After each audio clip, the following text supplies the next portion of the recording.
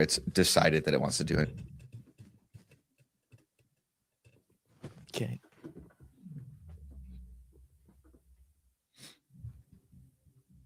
Hello, this is Shah joining me to talk about the gold pill. You've heard of the red pill. You've heard of the blue pill. You've probably also heard about the black pill and the God pill. Today, we're talking about the gold pill. Shah, welcome to the show.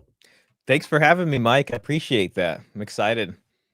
Yeah, me too, man. I am so hyped to go ahead and get to talk to you about this topic because this is something that is relatively new in the space. And I think that just not enough people have heard the history behind this and how we might see applications today. So if you'd be so kind, would you introduce us to the basics of what the gold pill is? Sure. Yeah. So maybe you could just pull this up here, what I got on screen, Sure. and we can just do a very basic definition. So this is on gynocentrism.com. And Peter Wright, who's someone, I've been having fun chatting with, and we've been kind of sharing sources on the dowry and the history of the dowry. When the gold pill idea was first introduced on the channel, he was like, hey, let's just at least come up with a very short definition that just kind of gets to the main point or something here, even though there's still plenty to build. So I'll just read this off, and then we can take the screen away, and then I'll just discuss like how this came to be. Sounds great. Based on conversations about the gold pill, the shortest description of it involves a twofold motive. Number one, men expecting women to come to the relationship table with a material financial commitment, and rejection of the unbalanced romantic model that favors passion over pragmatic concerns. So yeah, just to show that to the audience real quick. And I know you just had your conversation with Paul Elam, and you guys probably talked all about romantic chivalry and the origin of that, and the romantic model, or the romantic ethos, as Paul sometimes calls it. But that, in short, is the gold pill. And the way that this idea came to be is that I spent a lot of time researching the dowry, which is a type of marriage transaction. And it's something that was prevalent in marriages, and especially monogamous marriages, for a long time. I mean, we're talking thousands of years. When a lot of people hear that word, I think they just are kind of mired in a lot of sort of more recent, you can say, feminist gaslighting, where they might think it's something that's practiced, far away in India. But if you look at the history, this is something that was very prevalent in Europe, going all the way from ancient Greece all the way up until very recently, in countries like France, Italy, England, Germany, Cyprus, Greece. It was there. And it played a major role in, especially, well, not just marriage itself, but also the bargaining of marriage, or how matches were made. So as I was talking about that on my channel, and, with the regular viewers and stuff, one of my viewers named iTrevor, we just kind of noticed that what we were talking about here was just different than what we were hearing in the space. And he was like, we should start calling this the gold pill. It was just kind of like a funny thing, but it just stuck, And the one thing that we just kept noticing was that when we would talk to someone about it, or when people would there was just this kind of moment where there would be like a paradigm shift, or an aha type of moment. And that moment really is what justifies this being called the gold pill. Because it's like, once people encounter this, it really changes their view and idea on how they view marriage, and all these kinds of things. So. Yeah, can you go ahead and give us a quick and dirty, because I think a lot of people, to them, this is a foreign concept. So a lot of people are just indoctrinated in this idea of romantic love as the primary model of marriage. Can you go ahead and give like a comparison and contrast between the economic model of marriage and the romantic model of marriage? Yeah, sure. So the romantic model of marriage, otherwise known as the love match, is something that's way more recent to us. But that's what we're used to. We see it in the Hollywood movies, romantic novels, of course. And even before the Hollywood movies, you had the romantic novel, which is something that became really popular. And a lot of that is rooted in this kind of idea of romantic chivalry, which goes back to courtly love.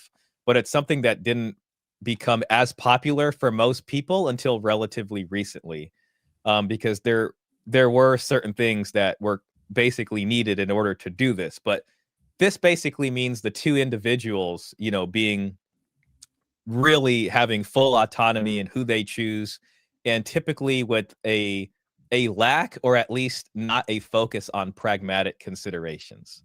An economic marriage, if we can call it that, or I would even just say a traditional marriage, is something that wasn't so individual centered. It was more family centric. It took in the needs of not just kind of the fancies of the bride and groom, but also how this is going to affect the family, how this is going to affect the community. And this is back in a time when, we weren't living in a mega industrialized civilization where we had, extra wealth and different kinds of work opportunities. The world's largely agrarian, and people really had to plan before they embarked on marriage in order to help that marriage be successful. There was no, robust welfare system. So typically what you would see is, when families would come together in order to negotiate marriage, it wasn't really about, this person has strong feelings for you or something like that. It was more about, okay, how are we going to get this new household set up? What's the conjugal fund going to look like? What's his income trajectory looking like? What does her dowry look like? And these were all factors in who got married to who.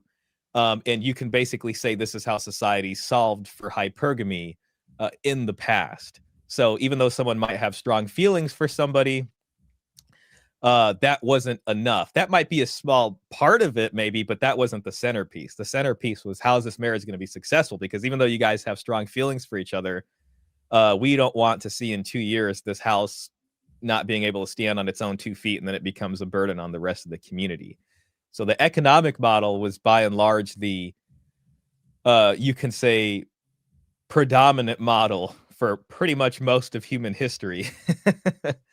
Yeah. So I hope that breaks it down enough right there as far as a quick one goes. Yeah, I think that goes ahead and gets us started to build out a foundation for the conversation, right? So you talked about dowry a little bit, but then before dowry, bride prices were typically practiced as well. Yeah. And it just depends on what system of marriage that you had going on. Like typically bride prices were in more polygynous societies where the agrarian efforts of the bride was more valuable to the father. So that way the groom needed to compensate the bride's father for that loss of economic output. Whereas, if you want, I can, if you can bring my screen back up, I can show you just the source from paper that kind of. Absolutely. I'm going to show you a couple ones. So, viewers, if you're out there, brace yourself for just a little bit of reading. This is from the Economics of Dowry and Bride Price by Siwan Anderson. And this right here just addresses the difference between bride price and dowry paying societies. And typically what you see here is that bride price paying societies tend to be found in societies that pretty much use less advanced agricultural techniques. So they don't have the heavy plow yet. They're still using hand tools, maybe a light plow. But they're typically using tools that women can avail themselves of. So women's labor in agriculture tends to be the dominant contribution to agriculture. So their labor value was higher in that sense. Because of this, you would typically see bride prices, and you would also typically see polygyny, meaning one man marrying multiple women, and a bride price being a payment made from the groom's side to not to the bride directly, but to her family in order to offset the loss. And then they can use that. It would become a circulating fund. They can then use that to procure another, daughter or wife, basically, for their family. So just to read this real quick, it says bride price paying societies have also been associated with a strong female role in agriculture. Bosrup in particular has argued that bride price is found in societies in which agriculture relies on light tools such as the hoe, and also the digging stick was another one, and thus where women are actively engaged. In contrast, she argues dowry is more common in heavy plow agriculture where the role for women is limited. This connection seems supported by the occurrence of bride price in sub-Saharan Africa and China, where women's participation in agriculture is relatively high. The reemergence of dowry in medieval Europe also corresponded to a period of economic expansion coinciding with the introduction of heavier plow agriculture technology. In turn, this technology led to greater productivity, more surplus for trade, growth in commerce, and a rise of towns, all of which have been argued to increase the amount of household-bound activity for women. So that right there pretty much says it straight out. And you see this in a lot of different societies as they become more urbanized and become more developed. Because what you have is you have men primarily using the heavy plow. You know, you got these two big animals, and it takes a lot of upper body strength to keep these going.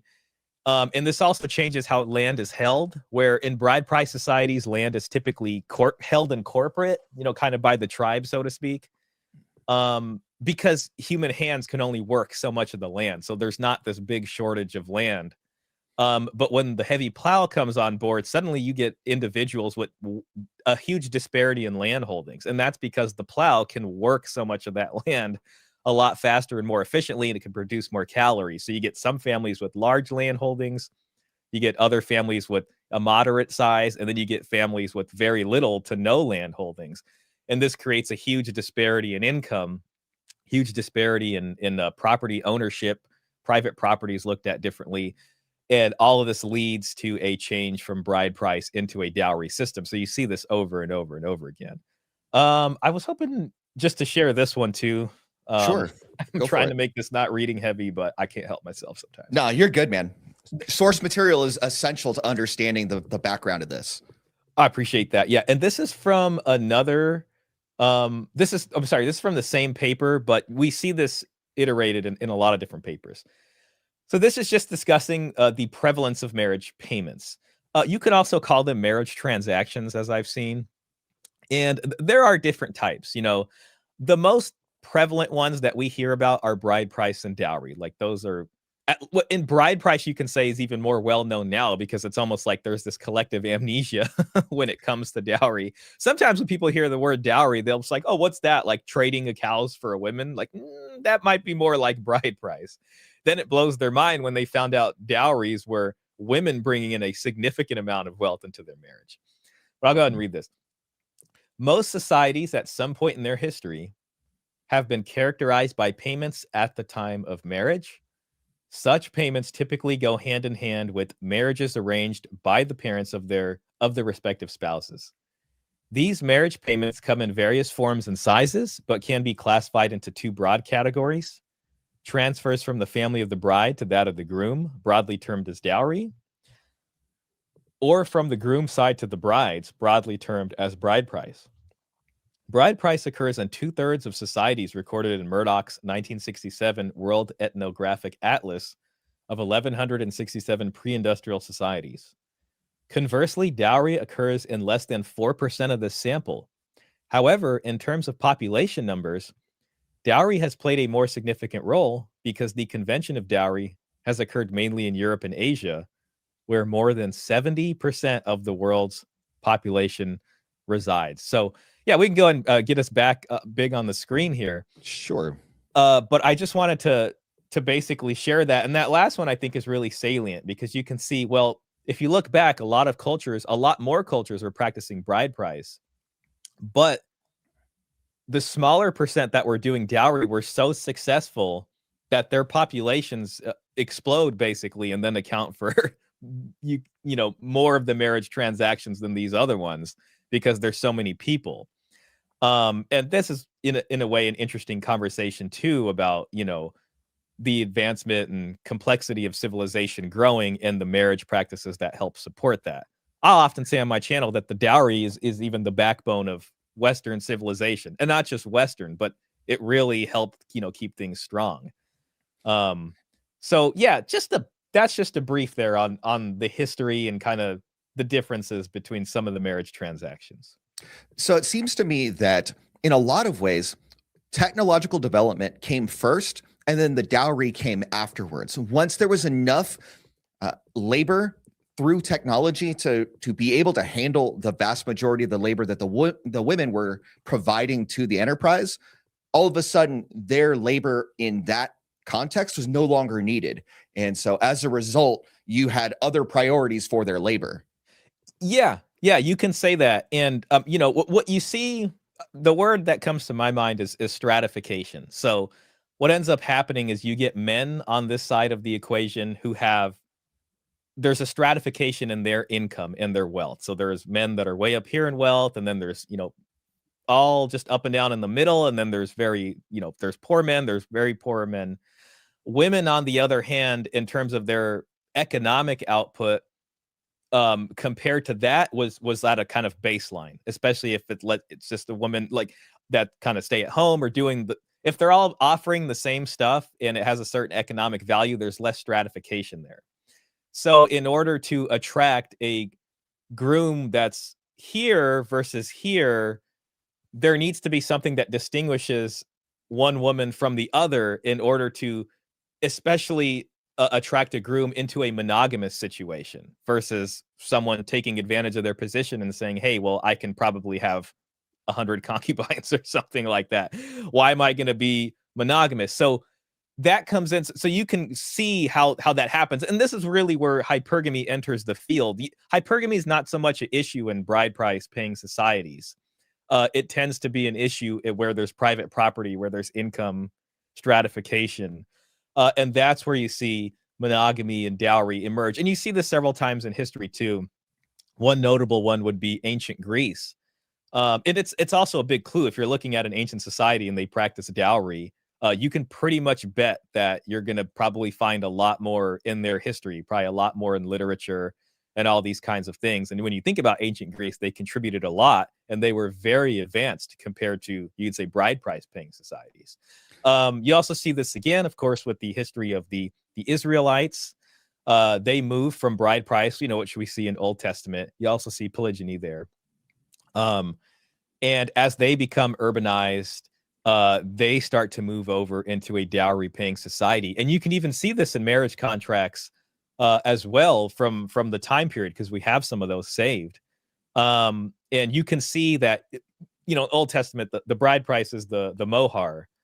And typically that's when the Old Testament, then you start to see in marriage contracts, there's still a mohar being paid, but there's also a dowry that the woman's coming with, and it's dwarfing the mohar. So you can see the transition in real time. So the mohar almost takes this kind of symbolic role as the dowry comes in, and you start to see monogamy.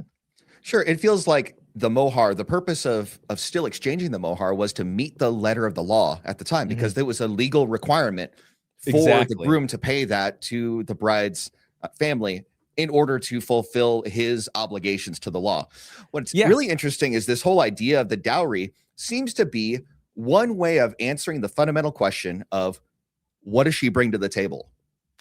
Yeah, well, it's funny too, because as we start to move away, you know, from the dowry system, you start to see the sort of beginnings of what we have today, which is I am the table, which a lot of men are probably familiar with hearing. But yes, fundamentally it is. And it's really what both parties brought to the table. And you know, I know that language maybe has a very negative connotation now, because it tends to be said in this sort of like when people are jabbing at each other. But both parties really did bring something significant to the table. You can say, if you want to bring up my screen again. Sure. This is from a paper called Romantic Lover Material Interest. And this is just an excerpt here, but it kind of gives you an idea of how the dowry was used. So real quick, says, however, in a time, hopefully you can see that, however, in a time when for a woman, marriage was the only appropriate socially accepted means for securing a livelihood and existing, and when a sizable dowry was essential for a craftsman to be able to open up a business and guaranteed solvency and borrowing power to a young businessman, and in a time when the additional money from a dowry provided a welcome supplement to a civil servant's modest salary, the weight of the purse was clearly very important. While those from the upper classes focus their interest on hundreds and thousands, the lower classes fix theirs on pennies. Otherwise, it would be very difficult to explain the only minor differences in financial assets between husband and wife, particularly among factory workers. Even the workers paid strict attention to hierarchy within their own social class. A skilled worker would attempt to secure his superior social standing over an unskilled worker by marrying appropriately. So you can go ahead and bring that back. And just real quick, for that second to last sentence there, one of the things this paper did is it looked at a couple cities, and I believe it was 1800s Germany.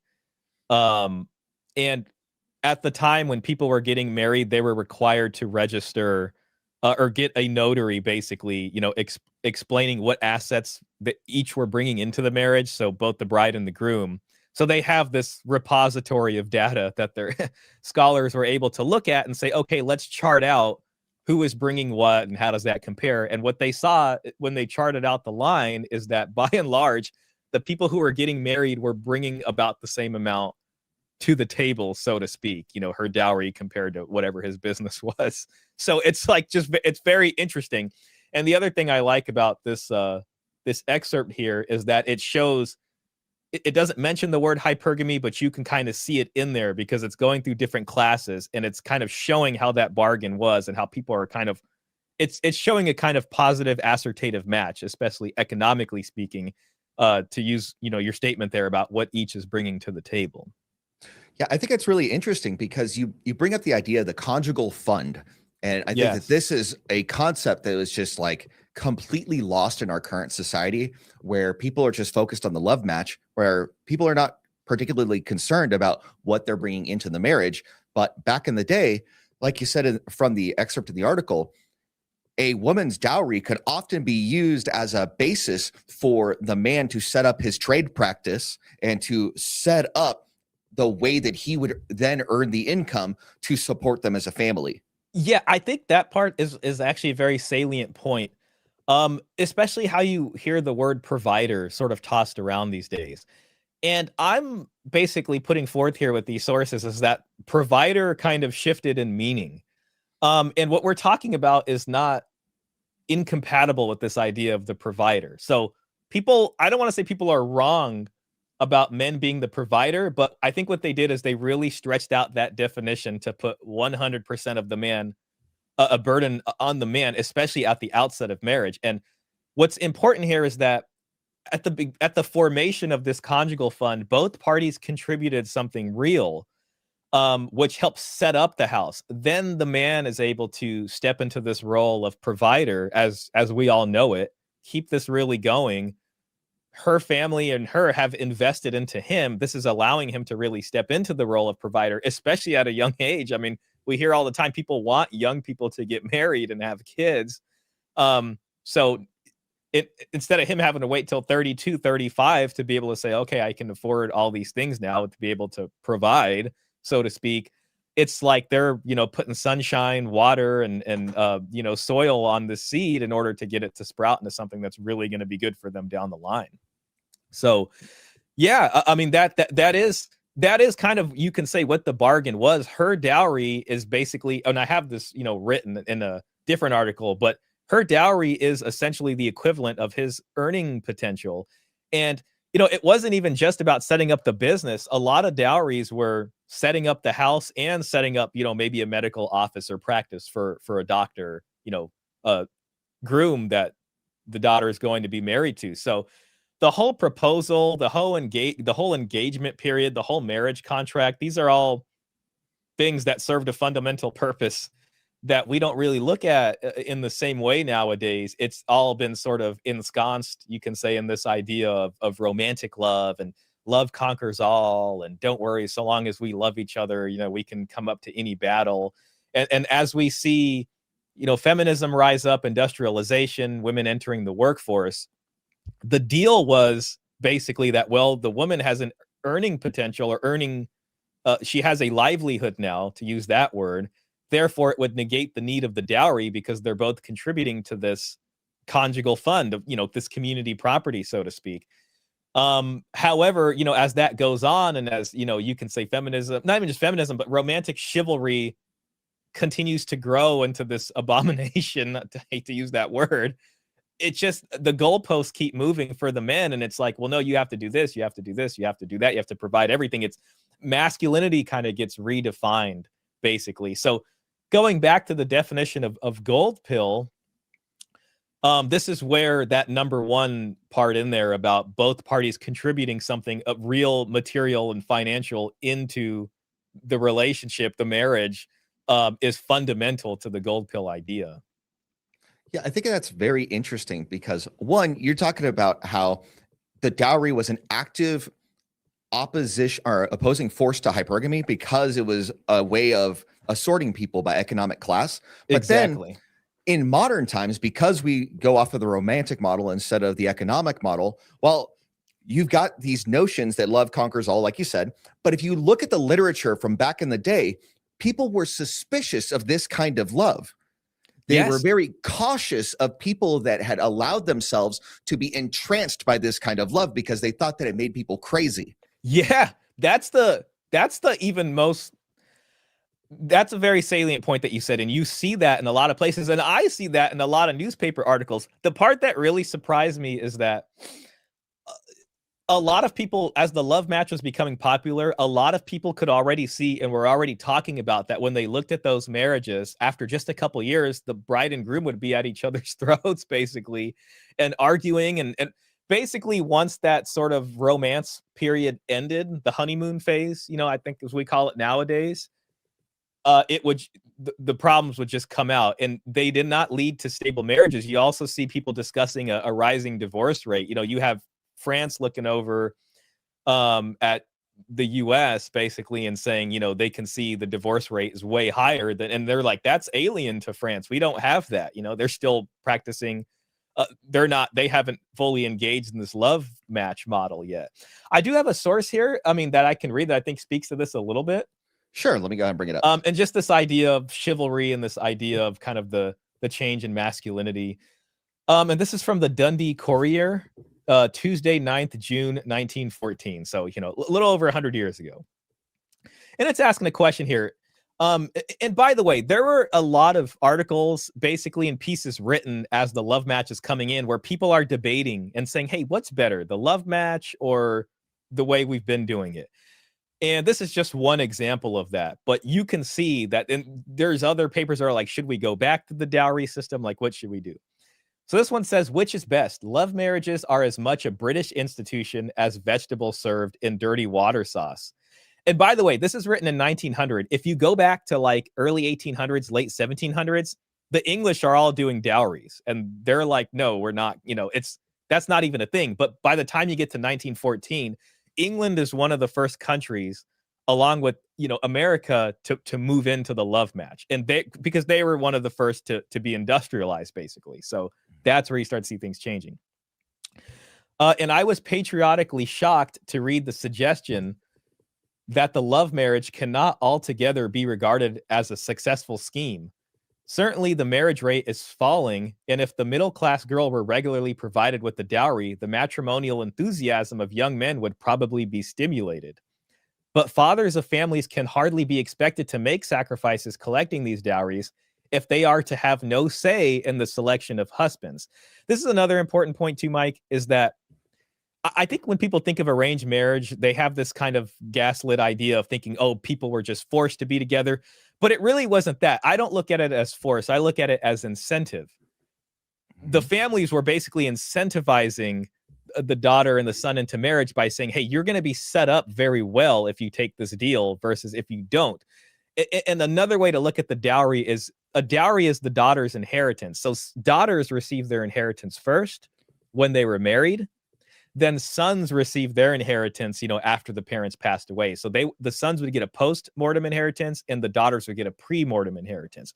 And the way wealth is threaded was actually very efficient in order to solve this problem of marriage and intergenerational wealth transfer. But I'm sorry, Mike, I see you want to say something. No, you're good. That brings up two really interesting ideas to me. So the idea of mutual consent was required under color of law for every European nation starting in the 12th century. So yeah, what we're and talking I think about, even by the church too. yes.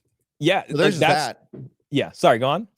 And the second thing is, you mentioned how the US and Great Britain were the first to like really dig in Start on the moving love match away. and Yeah. abolish the dowry. Mhm. Interestingly enough, those two countries were also the first two to abolish slavery under color of law. Do you think there's Yeah. any like connection there?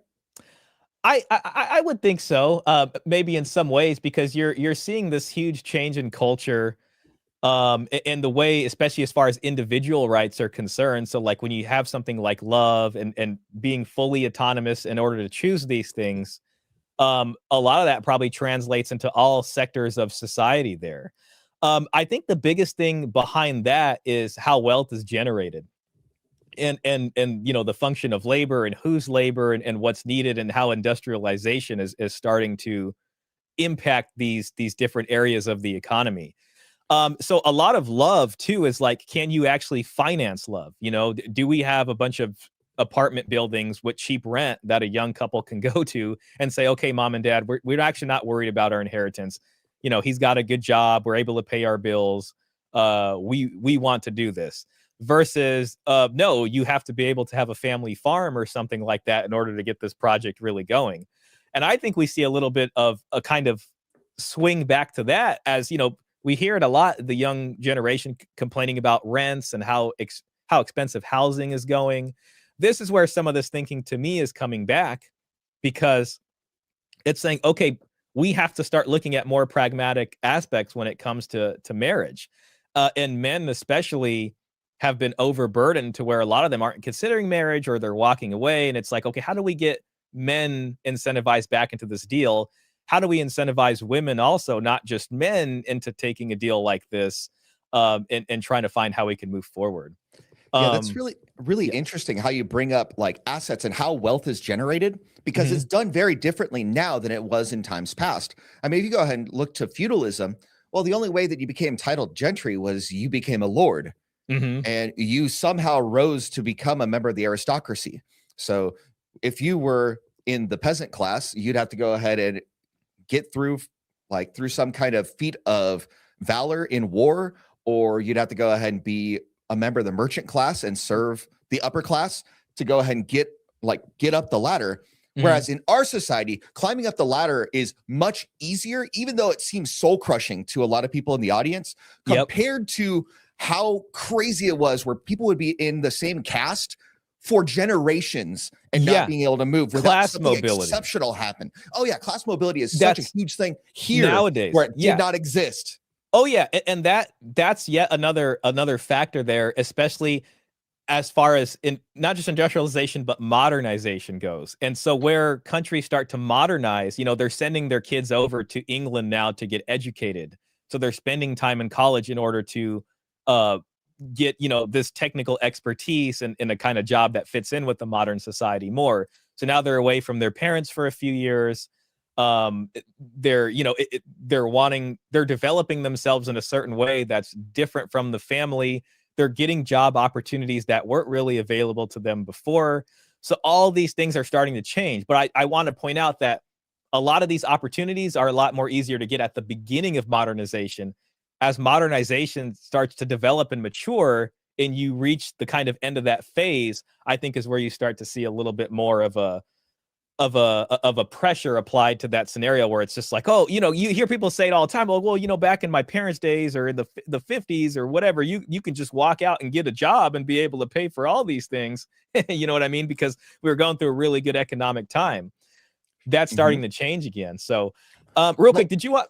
I can finish this article, but if you want something to say, I don't mind either. So, I've got a couple of other yeah. things to add on top of what we've been just going through. Mhm. So the way that you accumulate assets nowadays is very different, and the way that you accumulate wealth through labor is substantially different now than it was even 100 years ago, Yeah. where a lot of your assets can generate passive income for people so that they don't have to work as much, Well, which is yeah. an interesting concept that a And lot of people ironically, sorry, please go on. no, that a lot of people don't understand, that that's how so many members of the aristocracy can maintain their class and then pass down that class identifier throughout the generations. Well, yeah, and I'm glad you brought that up, because yeah, you can have passive income nowadays, but that's actually what they were doing in the past. And even if they weren't aristocracy, If the wife's dowry is a home and a farm or some land that generates a certain harvest every year,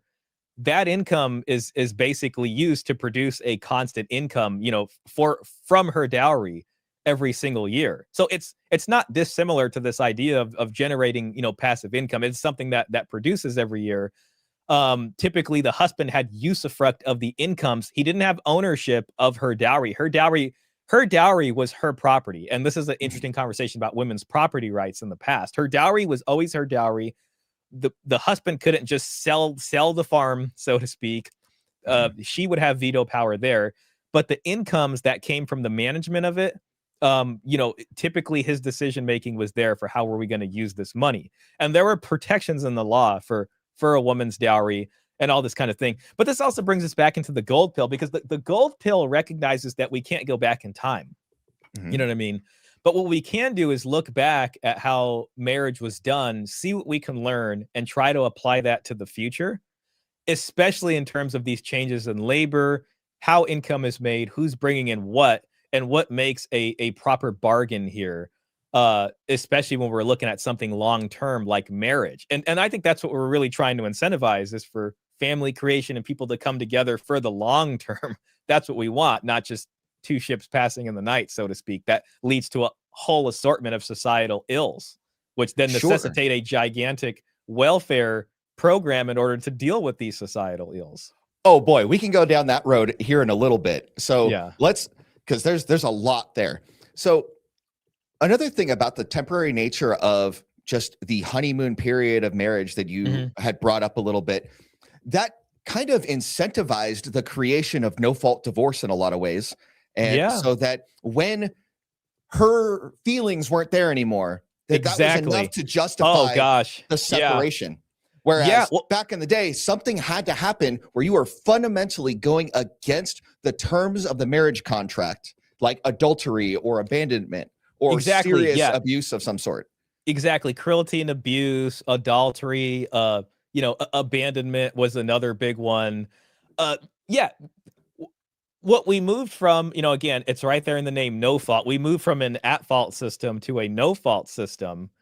And there were protections built in, because even the at-fault system was something that was made to accommodate romantic love and hypergamy. And the reason is because when you have romantic love, suddenly you're allowing an overt hypergamy to enter the equation. Okay, so he might be coming in with the wealth. She's not coming with anything. There at least needs to be rules here for how this is going to basically be governed, to see what's fair play and what isn't fair play. Then as, people are just, it moves even further down to when you get no fault divorce, then suddenly it just doesn't matter. It's just, even if the person who brought in no property or whatever cheats on the other person, if they're technically at fault, it doesn't matter. That's not going to, it becomes this kind of amoral system, so to speak. Morality kind of gets removed from it. And it's just about, well, we're just going to dissolve the property 50-50. It doesn't really matter who committed a fault here. And that's the letter of the law. So it just really gets even worse, and it pulls the bottom out. So we have no protections. There's no guardrails on hypergamy. It doesn't deal with at fault didn't really solve hypergamy. It just tried to deal with its effects in a way. Then no fault really pulled the bottom out on all of this. Yeah. So speaking of mixing the gold pill with the red pill. So my wife is watching the stream, and she's got some pretty good commentary on the matter. Sure. Okay. She says, makes me think of where we hear the term love match these days. Bridgerton, a popular show. I know that they play fast and loose with the Regency societal conventions, but at very least, they do get one thing right. The only way the focal family can desire a love match is because they are financially and socially secure. They only had hard and fast rules each child must observe in their love story is that they must not jeopardize the reputation of the family in society. I think that's a great example of how these pragmatic concerns come in to temper this idea of love. Like, I'm not trying to fully demonize love here. And there are many different forms of love, which is another conversation that we can go down, just like some of these other ones. But what really is we're looking at here is there is this type of love, this sort of romantic love that's almost like a drug, you can say, or it's like this really refined form of sugar to where it feels so good that people abandon caution and reason to the wind. So Oh I think yeah. in what she's saying there, your wife, is that there were these pragmatic considerations that at least tempered uh the sort of feeling or passion or emotional part of it. And what a lot of people observed, especially the older generation, is that after the passion starts to subside a little bit, which is, I mean, if you look at marriage advice and dating advice, not dating, but marriage, so much of it is what do you do after the honeymoon period ends when Right. marriage becomes work, as they say, so to speak. Um, the families are saying, hey, listen, you have to think about the long term here and not just what your feelings are telling you right now. And again, when we see this played out, like in nowadays on dating apps where people are following nothing but their passions, at least for them, it seems that way. There are so many broken hearts, and there's just a field of broken dreams just out there and hurt people, which is what they're trying to protect their children from, who they love very, very much. They want to see them with some kind of solid foundation there. Yeah, what's interesting is that kind of brings to mind the idea of filial responsibility and then how it relates to the dowry. So, in times past, there was a societal wide expectation that children would take care of their parents in return for the love and care that the parents had provided to the children in their youth when they were not able to care for themselves. Yeah. So one way that the dowry does that is that it helps to establish a conjugal fund from which that family can be independent, and in the event of infirmity on the part of the parents where they couldn't take care of themselves, they would move into that family house of the children and the children would care for them. And I thought that that was a very sound system that we do a relatively poor job of replacing through social welfare. Well, I'll say this, and then we can get back to this article here. But Sure. looking at marriage contracts, you can actually see the marriage contracts weren't always just the bridegroom and the bride. His, or the parents would be mentioned in there, so it would discuss the dowry, when it should be paid. Especially if it included land, it would say something like, okay, the parents will still continue to live here. The husband has a duty to provide, this many pieces of articles of clothing every year, and to make sure certain things are seen to for the good of the parents. Like, some of this stuff is in there, like right in the marriage contract, which is really interesting. So yes, the concerns of the family were taken there. And it is this way of sort of threading wealth. And it's like, okay, we're going to be giving you this, but here's a couple conditions just as we get older, as we, grandpa no longer has the strength anymore to keep things going on. And yeah, and what that was replaced with is, I guess another way to say it, Mike, is that what we did a much better job of solving privately and for ourselves, for each family, kind of got externalized into how will the collective deal with this. So now we pay for Social Security out of our checks, and all that stuff. People are familiar with that. And it's kind of this, here is this externalized collective answer to solve these problems, because the problems don't go away just because two people are in love. Society still has to deal with them, whether that's through, Social Security for the elderly, welfare for the children, who are in broken families that need that. There are all these different programs to try to subsidize, and I don't want to call it duct tape, but to try to keep this whole thing moving, basically. So Sure, we try to systematize things in public that used to be handled privately. But yes, because there were yes. times where people would go ahead and let go of their private responsibilities and there would be system-wide failures, that's why people thought that it was necessary to institute a public system to address those issues. That's how the entire, I mean, if you go back to the history, that is kind of the origin of the entire welfare system. It's that, okay, these people are certain folks have done things that are creating this burden on society, because if they can't take care of their own family, well, then it becomes the community's problem, because crime rates and things like that go up. So there's this incentive of, okay, let's try to figure this out. The other side of that is that the government now has the right to intrude into your private family because you guys need help and are becoming a burden on society. And if you watch the evolution of the welfare program, you can see kind of this bigger and bigger encroachment from the state into the family, until we have a system where we have now, where it's like the state has a lot of power over family in that way. That's really And it's become interesting this kind because of mishmash of a welfare and a private system. It's not as well defined anymore. It's this kind of mishmash system, which I think creates a lot of frustration. yeah, there's no Yeah. unified societal system. I think it's really interesting that we're talking about pathology that comes as a result of people failing to bear their responsibilities. And Mhm. I think that in the mid 1800s, that's when we started seeing things like tender year doctrine, where Yeah. children ended up getting, our mothers would get custody of the children, and then we see, like in the academic literature, just how much pathology comes from mother-headed households compared to father-headed households when they're Oh yeah. single. Oh yeah. Yeah. I know. Then there's a lot of. Well, the problem was there wasn't enough research on that when all these systems were being put into place. But as some research comes out now, you start to see all that, and that right there is a whole interesting discussion itself. Real quick, I just want to finish this article so we could take it Yeah, off the you're good, screen, man. just because I'm You're good. excited about it. Yeah. So I'll just take us from the top, and this gets us back to love marriages versus economic marriages. Which is best? Love marriages are as much a British institution as vegetables served in dirty water sauce, and I was patriotically shocked to read the suggestion that the love marriage cannot altogether be regarded as a successful scheme. Certainly, the marriage rate is falling, and if the middle class girl were regularly provided with a dowry, the matrimonial enthusiasm of young men would probably be stimulated. Almost sounds like they're talking about us now. But fathers of families can hardly be expected to make sacrifices collecting these dowries if they are to have no say in the selection of husbands. I am afraid that there is no question that the arranged French marriage is, on the whole, quite as happy and successful as the English marriage of inclination. So you can see the English and French are kind of looking at each other from across the channel there and doing a compare and contrast. This, and then it says, can't have it both ways. Some women are complaining that there is very little chivalry left in these days.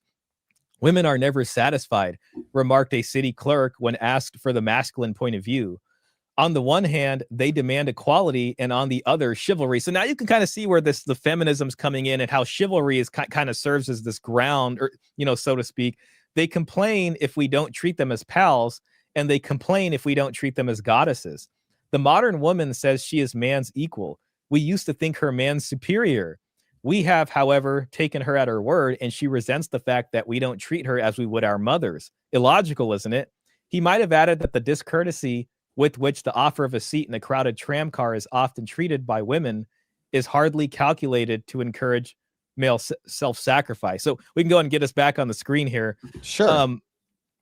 But yeah, so you can sort of see how the change comes in, how it's facilitated by the change in economics and labor value, and all these things kind of roll over into one in order to put us where we are now. And now we're kind of seeing the tail end of that issue. We're asking, how do we get this back on track? Right. And it's interesting how the article goes ahead and very selectively connects the idea of the dowry to fatherly influence in terms of mate selection, right? Why would a father not want to have a say in how his dowry that he's providing to that marriage be distributed, right? Exactly. It makes sense that influence follows the money. And I think that a lot of times people are like, I don't care about any of the money. I'm just going to do this for love. And that misguided notion caused a lot of problems. And then enough people followed this that they're like, oh, well, what do we need dowries for? And they lost the wisdom behind it. Exactly. And then on the other end of that, because, and I see this written too in the sources, is that basically this is a big incentive to get folks to place reason sort of above their passion when they're selecting for marriages. And there is this kind of threat of disinheritance or to be disowned if you choose something that's way out of left field here that doesn't make sense. But beyond that, the families are working hard. That as soon as the daughter is born, they're thinking about it in terms of, okay, well, we got to think about her marriage. Let's sock away money. Let's put something in the dowry chest. That's why they had dowry chests and all these kinds of things. And families are working hard in order to save money so that when she gets married off, so to speak, they don't marry her off with just the clothes on her back. They marry her off with dignity, with respect. There's another conversation here about how the dowry actually increases a woman's station in her new family. And, Mhm. there's even sources that say that the difference between a wife and a concubine is that one of them comes with the dowry. This is true in ancient Greece. This is true in ancient Rome. And, this idea of a wife and the role that she plays in the family and the respect and the dignity is there is really bolstered by the dowry. And this is where I think this conversation about the dowry needs to be wrestled away from feminists and different gynocentrists who say it's just something that wants to harm women, or there's all these other things, but that's not true. There's a lot of positive, important qualities about the dowry. And a lot of times you'll hear that now. And I even see these in the articles about where women, okay, they get married to the chivalrous man, so to speak, and then they feel like they're dependent on him. They have to ask him for every little thing. Resentment starts to breed. It's an issue they saw coming a long time ago, which is ironic because we think it's something that we only see now. Well, I think it's interesting because, like you mentioned, there was a lot of planning that went into this process on the Hmm. part of the family the whole time the daughter was growing up. It wasn't just a matter of, oh, well, now we just write a check. No, there was an actual dowry chest that often had household goods and other things in addition to the money that was transferred or the land that was transferred in the marriage contract. And Exactly. and nowadays, a lot of families do not see past the ends of their noses. So that's why, like, this idea of a dowry is just so crazy to a lot of people because they're not in a position to even consider it. Yeah, well, and it's so, looking at the situation, it's almost insane to me that their children become 18 and they just kind of throw them to the wind, so to speak. Okay, good luck out there in the romantic lottery. We hope it works out for you. And then they come back battered and bruised, and you know, a single mother here, and of this and that and all whatever it happens to be. And it's just like, oh well, that's unfortunate, but it's like there can be a different way here is really what I'm trying to put forth. And it's just unfortunate that families aren't considering that, because I think it's causing a lot of damage and hurt to people, where I think people would be happier in the long run if they did a little bit of planning and they had some of these pragmatic considerations, and parents said, okay, my job as a parent, I mean, it's probably never done, but it for sure isn't done until my children are at least married, or there's some plan there. So, a child becoming an adult at 18 and then throwing them to the wind, especially in the type of economy that we have now, um, is something that I think just is not working anymore, if you can say it ever did work. Sure. I think it's also interesting that because there's a lot of families that don't have the means to get this set up, it causes them to look at the whole institution with disgust and with dismay. And Yeah. another thing is, you brought up the idea that the dowry was really meant to be an early inheritance for the daughter, Yes. whereas with the sons, they would go ahead and inherit the family business, and they'd have to have it separated some way Yeah. depending on number of sons, and a double portion to the firstborn so that he could go ahead and have major administrative control Yeah, over there the are estate. different ways about going about that. I mean, if you had multiple boys, depending on how the land and the things were, the first son, or maybe the last son, might be the one who inherits the farm. The first son might actually end up getting a portion, not unlike a dowry, which they would use to then go into the city if they thought there was more of an economic benefit there. So there were different ways of doing it, but by and large, it was the women, receiving their marriage portion, another word for a dowry, and then the sons on the other end receiving a share of the land or all of the land. So a lot of things went into that, but by and large, the core of it was the women received their inheritance first at the time of marriage, and this played a major role in the selection of the match. And this is where the father's blessing for the hand in marriage, I think, really comes in to a big degree. The daughter's father's approval of the groom to be here is important, and it also gives them some weight in order to have more in terms of selection. This influences everything in terms of matchmaking. Matchmakers are looking at this. You can talk to a matchmaker, they're gonna know and verify who has what. Family reputation really matters. All these kinds of things played a big role, but it all really served to create a very strong community, in my opinion. So Sure, sure. And so not many only things that, rolled up into one. Yeah, and the father knew what she was bringing to the table because he was putting most of it on the table. Yeah, Like, yeah, like yeah. he went ahead and raised her. He knows where she's at and what kind of woman she is. He knows whether or not she's virgin. He knows these things, and then so of course he's going to scrutinize who he's giving this Yeah. amazing woman and all this money to. Well, yeah, and just to get, because the father played a large role in us, and for sure was saving for the daughter's dowry, but also the mother's dowry and the mother's wealth and grandma's wealth. You know, after grandpa passes away, they played a large role in apportioning dowries for their granddaughters as well, or moms for their daughters, because the dowry, remember, is always the woman's property. Mhm. And in a lot of law going from ancient to new, it's like if, you know, mom passes away and there's children, or her property always went to her children, not to her husband to do what he wants with. So it's not even just the father working to save, the whole family's coming together to provide some kind of dowry. And Oh, that's really interesting. Yeah. yeah, it is. And if you're in the lower strata of society, typically women, that's where you see women working. They might work as a maidservant in a more wealthier family's household, and they're not getting paid a weekly check, but they're getting room and board. And at the end of the contract, that family will pay a dowry for them.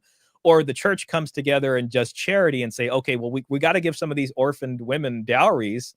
And we'll give them a dowry, but we do want to see who you're going to get married to first and make sure he has a trade. And once we approve of that, we'll give you the dowry. And I see that in the newspaper articles. The Pope during the Annunciata would give out, they'd give out like 900 dowries that year, and they'd have some of the women come up and meet the Pope and all these kinds of things. So it's the charity, it's the way families come together as a whole in order to plan for the dowry. It's women putting in work for their own dowry. And this is, up and down the scale here, depending. It's just really interesting to me. And then, it's creating tighter family bonds. This works even on a diplomatic level between countries, between royalty, all the way down to two farms, next to each other between peasants. You know what I mean? So it's just, there are these fundamental principles for how all this stuff is practiced. Yeah, absolutely. So I think it's interesting that we go back to the idea of like, why is it that we have instituted the ways of giving off inheritance later on when it's not as helpful to the children, whereas Yeah. dowry was given at a time where the family was most vulnerable. Now, I think that in modern times, it's a matter of our laws are not friendly to it. So In terms for of like example, wealth tax or inheritance tax and things yeah, like that. well, I think that there's a lot more structures to preserve wealth on death than there is during the life of the giver. So, for Mhm. example, when you give a certain amount or over a certain amount, you as the giver have to pay something called a gift tax. Mhm. So, if your dowry was a certain amount, well, you'd have to do something very special or specific in terms of legal documentation to not lose your shirt on giving away something. Yeah, it's a wealth it's a wealth transfer, and there was a process for that. Mm. So I have a couple newspaper articles on Greece. Greece didn't abolish the dowry until like the late 80s, Cyprus in the early 90s. But there was a different tax rate for dowries than there was for inheritances. So dowries were taxed at half the rate of inheritances. So when they got rid of the dowries, suddenly all wealth transfers are taxed at this higher rate, intergenerationally. Yeah, but you're right. Anytime there was a wealth transfer of some sort, a lot of places did have, a tax on it or some kind of fee or something like that. Yeah. And we see that nowadays, of course, with inheritance tax and all these kinds of things. But yeah, all that stuff played a role. And I think it's a good thing to ponder. And it's something I've spent a lot of time thinking about, like, why did, the rationale change there? And I think there is this idea of like, well, we don't want to just give our kids, we want to make sure they work hard and understand the meaning of a dollar. Cause there's this whole pull yourself up by the bootstraps. I mean, maybe that wraps into a kind of Protestant work ethic kind of idea, if you can say that. And there's also the greater economic opportunities out there. So, and then there's also the influence from the romantic love match. And as the parents themselves have a romantic love match, and maybe it's they have a certain understanding, it's starting to change a little bit when they look at their children. There's this idea of chivalry, and when they're looking at their daughters, they're expecting some man to be the provider. I have one more source here. I'll read this one real quick. And this gets into the idea of how, the culture and masculinity is changing. But this is, again, kind of a comparison between the English and the French. And this is called Dowries for Girls. And this is the Daily Mirror, Saturday, the 3rd November, 1923. And it says, surely the dowry system has, as your contributor suggests, one great advantage. It enables a woman to claim that she brought something into the family. This goes into respect of the wife. This gives her independence. Many Englishmen are proud of marrying penniless girls, and they consider the French plan ungallant. So this is where kind of chivalry is coming in. For a portionless girl in France has much less chance of getting married than one with the dowry. This boast of Englishmen would be better justified if so many of them did not turn round after marriage and reproach their wives for having brought them no money. So yeah, we can go back big on screen here, but Sure. basically what it's again them observing that, okay, you want to be the big man, Mr. Chivalrous, Mr. Gallant, Mr. I'm the knight, like in all these tales of chivalry. But then after just a couple years, once the romance and the passion goes away, suddenly there's a resentment there that's developing in some ways, and it's kind of plain for them to see. So what do you see as like the modern way forward on something like this, like the gold pill? What do you see for societal prescriptions? So this is where, and this is where the conversation of, well, okay, yeah, well, we can't go back to the dowry, because times are different. Women's labor value is different like that. I think we'll see an assortment of maybe different styles of marriages. Because, okay, on the one hand, you have your kind of tradcon style where it's like man provider, woman at home. Women shouldn't have to worry about the finances or anything like that. Men are the providers. I think something like that can still exist, but I think men should have the nerve and the courage to be able to say, hey, I'm willing to do all that, and I'd love to do that. But I would like to see a contribution from, your side of the family here. I mean, I want to give your daughter a good life. I know you want us to have a good life. If she wants to be a stay-at-home mom and, college, the money maybe that you save for her college, maybe we can put that into as a down payment of the house. And it's not, and if that something like that happens, it's not something that offends the man's masculinity or it makes it seem like he's not a real man. It's like, no, I've spent this much time getting a master's degree. I've started my job as an engineer. I can provide, a good family to not just your daughter, but your future grandchildren. Maybe we can see some of that wealth on the front end. And this is going to reassure me. It's going to help me focus further on my job and my business. She's going to feel like she has more respect in the marriage because she's contributed something. It's going to be way better for our children. We're really accumulating wealth now. This can really roll over for us as we go further through the generations for wealth accumulation and these kinds of things. So I can see something like that on the one hand. On the other end of the spectrum, where you have feminists that say, no, I want to work. We do all this kind of stuff. It's like, okay, fine. That's fine. Okay, you don't have a dowry, but you have a livelihood that you have. Okay, you don't want to get married at 19. You want to get married at 28, 29. What have you been doing from age 22 when you finished college to 29? Have you saved anything for your marriage? If the answer is no, then I would see that as someone that I wouldn't want to consider marrying unless, your income to debt ratio now is something that looks really good. So it's something where, somebody can't double dip, or you can at least feel like you can negotiate these things and say, okay, fine. Okay, you want to stop working in order to stay at home with the kids makes complete sense to me. I don't mind working to provide, but when we set up the household, you've saved this much for your marriage. I've saved this much. Let's put this together. Let's at least get most of the mortgage taken care of. So we only have a very small mortgage left instead of, $400,000 and a large interest rate. And it just enables family creation in a way. Then maybe when the kids are older, if you want to get back out into the industry, great, whatever. But there's some kind of negotiation where that number one aspect of the gold pill definition, men expecting women to come to the relationship table with the material financial commitment, and also the rejection of the unbalanced romantic model that favors passion over pragmatic concerns. So we're just trying to bring some of these pragmatic understandings back into this, especially in a time where housing is getting more expensive and people are trying to solve that problem. Yeah, I think there are three things that you brought up that are worth repeating very loudly. The first one is if the woman wants to be a feminist and, go be a boss babe, and she goes from 22 to 30 and she has nothing to show for her efforts when she's coming to the marriage table, Why would that be an appealing thing for a man? Why should a man who builds himself up to be a great option for a woman accept that as an option from her? Yeah, it should be a total like hold on, your alert should be going on. Something is wrong here. Like because she's demonstrating that she doesn't hold the values that you would want to see. Somebody who is thinking about their future, that's thinking long term, that's concerned with these kinds of things. Instead, you're looking at someone who the money just kind of went through their fingers and they just weren't able to get it together. They certainly don't share those same values because they haven't been living them.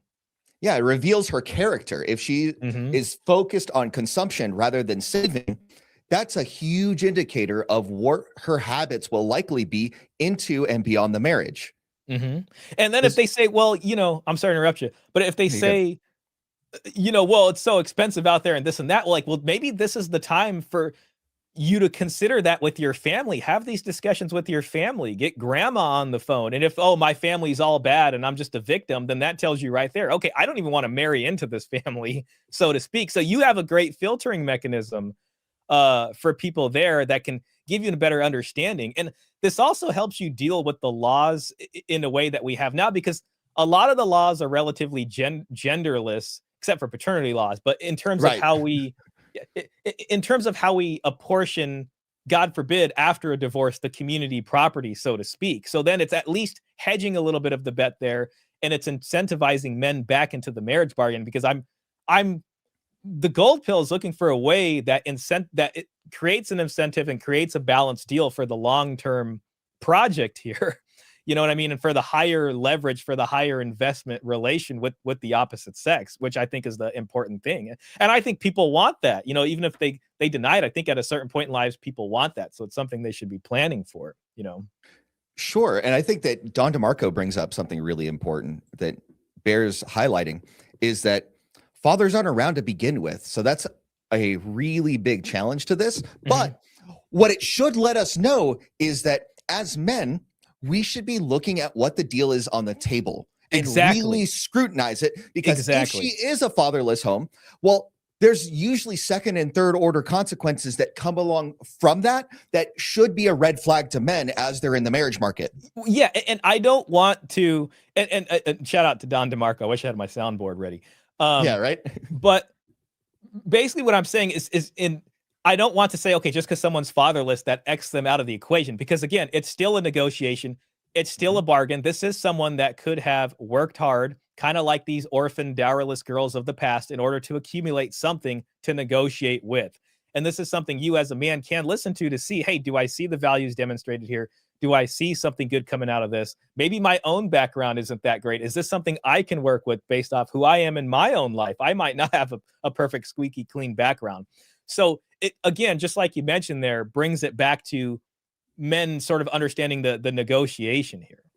Yeah, I think it's really, so I don't think I've ever shared this with you, but I have a pretty decent personal example of how you mix the gold pill with the red pill in my own marriage, right? So my wife and I both came from nothing. When we got married, we had negative 50,000 in assets. That was our net worth to start, because we both had college debt and stuff like that, right? But I'm a smart guy. I know how to do stuff, and I was building myself up. She went ahead and came to the table. She's also very smart. She's willing to work hard. She's really willing to put forth to a common cause. We were on the same sheet of music, that we were looking to build a family. Like, as we were dating, the point wasn't romance. Yeah, romance is nice, but the point is, what are we doing not only for now, but for successive generations? Because I saw stuff that happened in my mother's generation, where my grandfather had worked exceptionally hard to go ahead and bring them from Mexico to the United States. And he provided a great life for the 4 children, my mom and my uncles, so that they could have a leg up, because he had a 3rd grade education and he came to make things happen for them. That generation dropped the ball. And in my generation, I had a fatherless household. So I came with nothing, and I was at a big disadvantage. But thankfully, my father's a smart dude, and I inherited some of his smarts. And so I was able to go ahead and build something from nothing. Now, where the gold pill comes in is that my mother-in-law, later on into our marriage, after I'd proven myself in other areas, had come into an inheritance and basically gold pilled a dowry into our marriage where we could go ahead and I was able to buy a bunch of houses because of the wonderful like investment that she made. And I Yep. know that I am And they responsible for trusted her you. well-being. They invested in you. And how are you going to forget that? You know what I mean? It's And it's I will beautiful. never I forget love it. this story. I love this. This is amazing. Right. And so there was no contract about it. That's just how it came to be. Right. Yeah. So like before we started talking about the gold pill as a society, I Yeah. kind of lived it, you know, Yeah. 10, 12 years ago.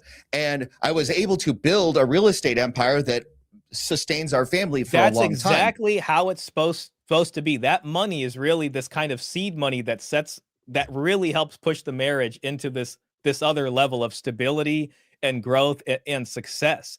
And in terms of combining the red pill and the gold pill, I think the important part, especially where the gold pill comes in, is it's just a different kind of negotiation when you're talking about marriage. That conversation you mentioned that you and your wife had about your long-term goals and where each of you guys were at is very gold pill. Red pill tends to be more about attraction markers and in a way still kind of embodies the romantic ethic in it in some ways, but it's mostly about intersexual dynamics, which is an important factor.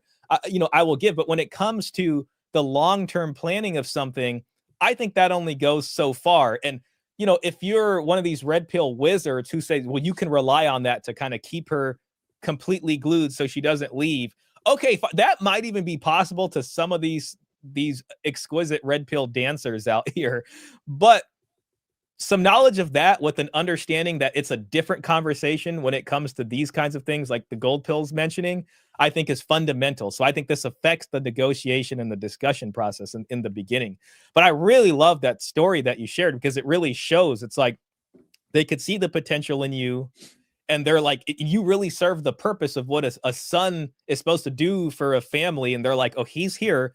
Let's go ahead and water this, put some, good soil on it, some sunshine, and watch this plant grow. And then you on the other end seeing that, it's like, of course, like knowing this and looking at your family, it's probably inconceivable that you would think of anything else. Like you're going to want to give everything that you make and that comes from this, all the fruits that come from this in order for the purpose of this family here. So it could be a win, and it is a win in so many ways.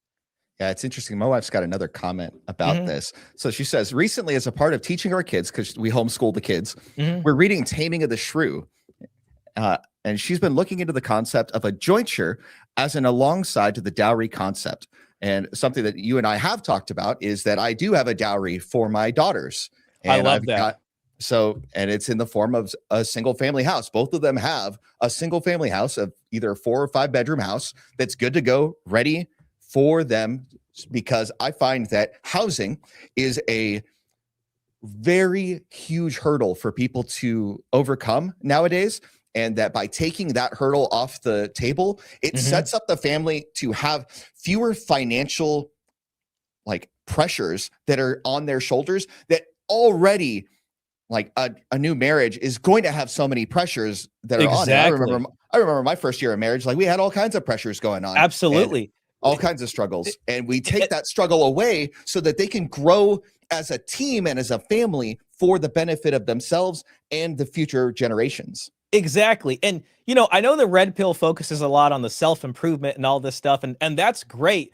But what I love about what you're saying is you're really going to see the benefit of this when it comes to a match selection for your daughter there. And it's not like you're forcing her to marry someone, but you guys are going to be able to work and talk to each other and come up with the plan. So when it comes to when you guys are negotiating this or when she's talking to somebody, she's going to be able to pick someone who's very, self-improved or someone who's really done something, just got out of medical school or something like that. And it's gonna add a whole lot of grease into this to smooth this discussion over. And I think it's going to open a lot of doors for her down the road and for you as well as a father-in-law. I love hearing that. All of this is fantastic to me. This is just the music to my ears, But yeah, you're going to see the benefits of that coming down real hard. And yeah, a lot of people unfortunately have to delay marriage real far down the line because of these things, So again, mutual investment. It's not like the man's completely let off the hook. He's still required to bring something. and you'll be able to aim very high in order to, hopefully find a good match because of these things that your daughter will have, that she's bringing with her. So that is really cool. I love that, Mike. Yeah, and it's just really interesting because like I didn't conceive of it that way when I first started building it out. I Yeah. just thought that if I think that filial responsibility is important, that I need to be able to demonstrate it because I'm the Yeah. oldest of 3 children on my side. My wife is an only child, right? Uh-huh. So we're by default taking her mother on, but she's also contributed a significant amount to the Can I endeavor, ask you, right?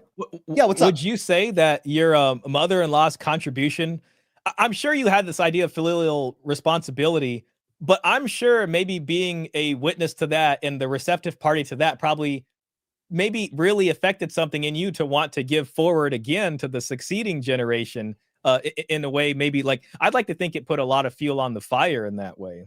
Yeah, I think that it was helpful in the endeavor, but I think that the Yeah. the idea of filial responsibility was already locked in pretty young Yeah. because I come from a Hispanic household, and filial Mhm. responsibility is a very strong cultural mores in Yeah. Hispanic households, generally speaking. Okay. And I just saw what my grandfather did for his mother throughout most of my life. He recently passed, but like I saw the example that he laid forth.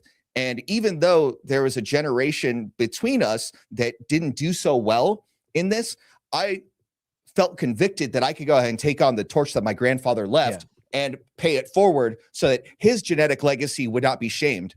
I love that. And not to give the prior generation an out, the one that you mentioned kind of dropped the ball, but you also have to understand that, a lot of the folks that were probably flying into this new way of living blind, which a lot of people were, and there's a heavy cultural impact on every television screen and all these kinds of things that they really worked on people's minds out here. You know what I mean? So it's like, it's still, I guess it's just something I want to point out, when it comes to families or people maybe looking at the generation before them that maybe didn't do so well and just try to understand what they were really dealing with, in an era where we had the food pyramid and not much else in terms of research to see what is the best way to have a balanced diet. Instead, you were kind of force fed something, so to speak. And now we have a lot of information at our fingertips in order to better understand. So there was just a lot of, I don't know. I guess I just try to have some grace and give some grace. I'm not saying you aren't. I just mean when I think about it myself or, Yeah. so. Well, I think there's something to be said about honoring your genetic legacy and honoring the legacy of your forefathers, right? Yeah. And Because the labors they did. my grandfather sacrificed so much to make it Yeah. happen. And like, I am incredibly thankful for every single sacrifice that he put forth to make life better for my mother and uncle's generation so Mhm. that we can go ahead and see that example and carry it forward.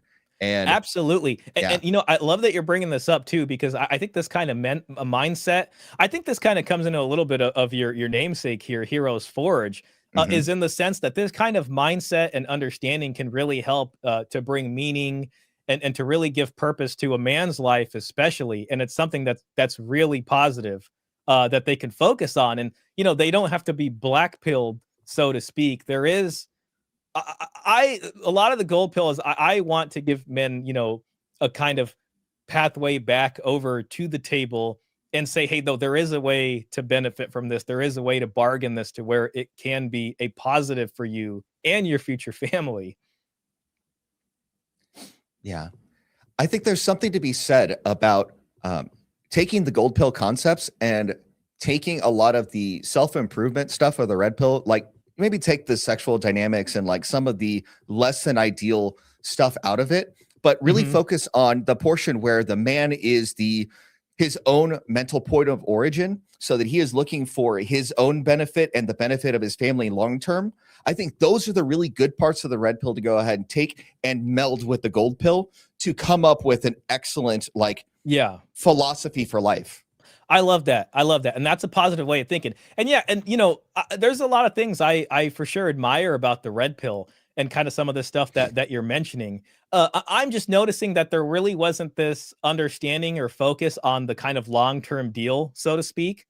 And when a man does get to this great point, this position of higher status, they use the term higher value. I always say higher status because that's how I've seen it Sure. written in these sources.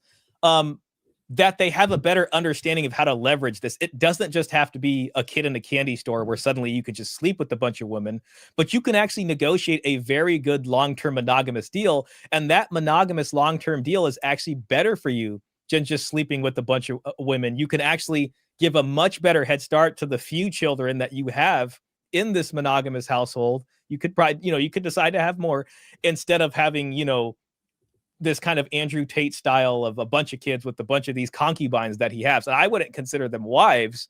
I would consider them that's a kind of concubine style of living, but that's not the same as a true monogamous husband and wife situation.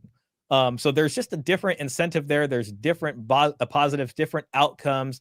And I think it's way better long-term going down the line.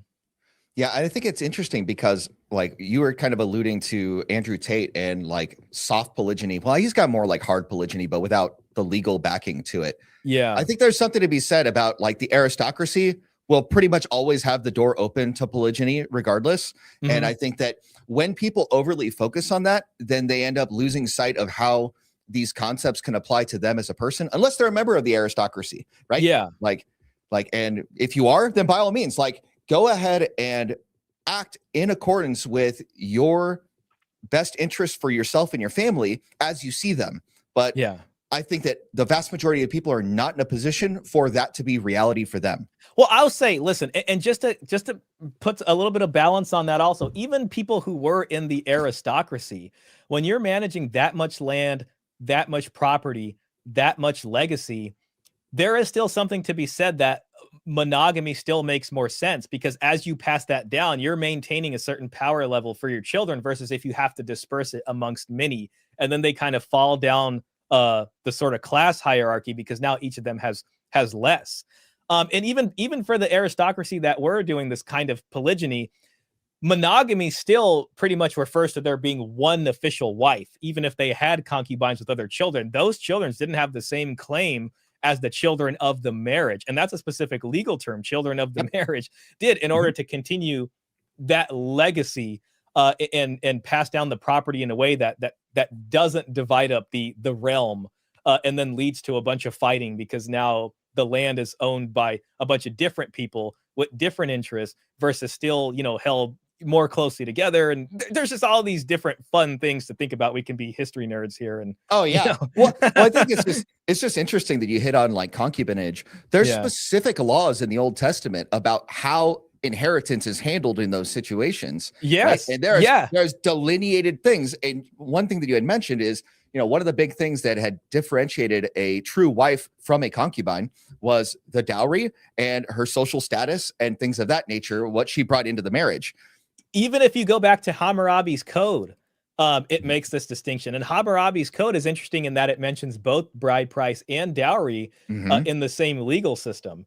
And it specifically even has a couple lines in there that mentions, okay, if the husband had children with his wife, and he had children with the slave woman being the concubine, if he called those children my sons, then they would have a similar claim to the father's property after his death as the children of the wife. But if the husband never did, then they wouldn't. You know what I mean? So it's like there's this distinction in there. There's just that's the fun stuff that I love to just be kind of dug in the weeds about, and I kind of spend most of my time earthworming my way through the dirt here.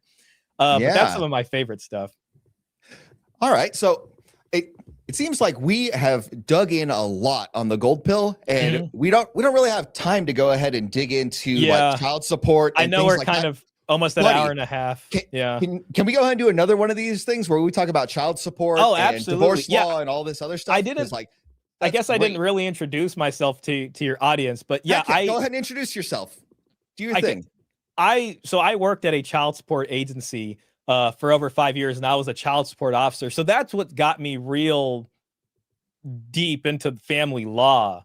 And really it was me studying, because then I got really interested, and it's like, how did we get the system that we have? Then I started looking at all these changes in family law more recently, until I went so far back that I started running into this dowry stuff. And then I was like, wait a minute, what's this? So I know we're talking about dowry today, but yeah, the way I really got started in here was from my experience at child support and being in those courtrooms and doing the genetic tests and talking with those parents. So yeah, I would love to have a discussion about that sometime soon. I'm sure that, it would be a fun one, and maybe your audience would appreciate it too. Oh yeah, absolutely. Now, as we go ahead and kind of wrap up, do you have a couple of like suggestions to men in the audience about what they should be thinking in terms of coming to the table? I think that, I think men should continue to work hard to get themselves into a proper bargaining position. But that doesn't mean, becoming Mr. Bugatti and all this stuff. It just means being on the right track. When it comes to the bargaining table, I really want to emphasize that I don't want men to feel afraid or to feel like it's not masculine for them to ask for something that's a fair deal or to ask for an investment from her side, because it's untrue to think of it as something that makes you not a man. And we have so many historical sources of men bargaining for marriages in that way, not even just, people who weren't royalty, but even including kings in that way. I believe it was King Henry II who married Catherine of Braganza. And a lot of that marriage negotiation, his court was poor. It said that even his retinue and his court, they weren't even dressed in newer, nicer clothes or anything like that, because they were going through rough times. And Catherine of Braganza brought in a significant amount of money and trade routes, and that really is what helped negotiate that marriage, and that helped the English crown keep going. And if you look at this stratified all throughout society, all men, especially in monogamous societies, who were bargaining for monogamy, bargained in this way. Even if it's someone, I brought up that source about the craftsman there from Romantic Love and Material Interest, that paper about setting up the business, about setting up the household. You should be looking at it in that way. Like, if you're even a red pill guy and you understand, I guess you can say, the sort of pickup and the attraction, great. But when it comes to negotiating the marriage, that is a different negotiation. And it's not just about how sexually attractive you can be. It's about, what else you have to bring to the table and what else they could be bringing to the table other than just those kinds of things that tend to be overly focused on. And it's something that you can negotiate for, and that it really is your right, as a hardworking man. Awesome. So I've got something right here. So Don DeMarco brings up mental point of origin is huge. I think that this is probably the most important thing to draw from the red pill, is to go ahead and look out for your own interests and the interests of your family in the future. And yes. I'm sorry to interrupt you again. I'm just so excited. Please go ahead. Go ahead. No, continue, please. I was just going to say, I have newspaper articles of, as chivalry, this romantic chivalry is really starting to get popular. It's, in Ireland too, as Irish folks from the US go back to Ireland, where they're still practicing dowry, but they've become Americanized, I guess, for lack of a better word. And they're like, I don't need the dowry. And her father's like, I don't even want to marry my daughter to you because I think you got a few screws loose. You know what I mean? So this idea of mental point of origin and looking out for your self-interest is something that still communicates over to their family that this is a person we can trust to carry this going forward, because we want somebody like that who's not going to be afraid to stand up for what their interests are. This is an admirable quality in a man, actually. Yeah. And I think a lot of the other lessons from the red pill about teaching you how to be more attractive and things like that, these are all useful tools in the pursuit of a greater purpose. So the way that I look at it is that if you're doing all the work to become more attractive, more economically viable, all of these things, you end up with a better funnel so that you have more options that you can scrutinize for the best deal for your family. Exactly. So I look at it as we're trying to go ahead and get the best optionality so that we have the best places from which to start negotiations. Exactly. And I want men to be open for negotiation. So that's something I want to bring back. I want to bring back that older quality of negotiation when it comes to marriage. And I just love what you're saying there. I just love that this conversation is so solutions oriented. And I think that's something that's just really needed in a breath of fresh air. Yeah, absolutely. So let's see. I've got your channel linked down below in the description. You're going to be streaming today at 7 Pacific, right? Yep, 7 o'clock. It'll be a little bit more of a relaxed stream, just a couple videos to hang out. Because I was mostly preparing for this one, but we're gonna have fun. So I hope you guys will come and join us and say hello. It's always a fun time. You know, it's a smaller group. We got about like 30 people in there, but we come in and it's kind of like walking into a tavern and you just hang out with the guys and we have some fun in there. That's kind of how I look at it. So Awesome. every And Saturday at 7 p.m. PST.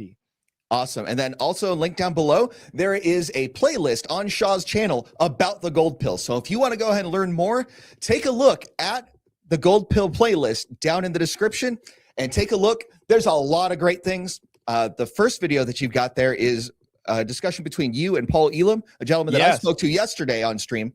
And I think that conversation right there was so valuable. If you have an hour and some change, take some time and take a look. I would really encourage you to do that. And I will also announce this. I also had a panel discussion. I just finished editing it, but I'm waiting for the guys to approve. And it's with Paul Elam. It's with John from It's Complicated channel, and it's Matt Cross, who's a pickup artist, and it's me. And it's all of us sharing our perspectives and kind of tossing ideas back and forth. But that'll be posted on my channel, hopefully by early next week. By early next week. Man, I look forward to that. Shaw, do you have any other closing remarks that you'd like to go ahead and leave the audience with? No, well, I just want to say I appreciate you having me on. I really appreciate your channel. You know, I saw your discussion with Effective Purpose, and actually the one more recently here with Paul. I watched part of that here before we got on together. And I just want to say I appreciate that. And I'm really looking forward to watching your channel continue to grow and looking forward to making some more content with you. Awesome. Hey, thank you so much for taking the time to come on out, Shaw. I really appreciate you. And I look forward to working with you more as well. Thank you so much for the audience, and I hope you guys have a fantastic rest of your day.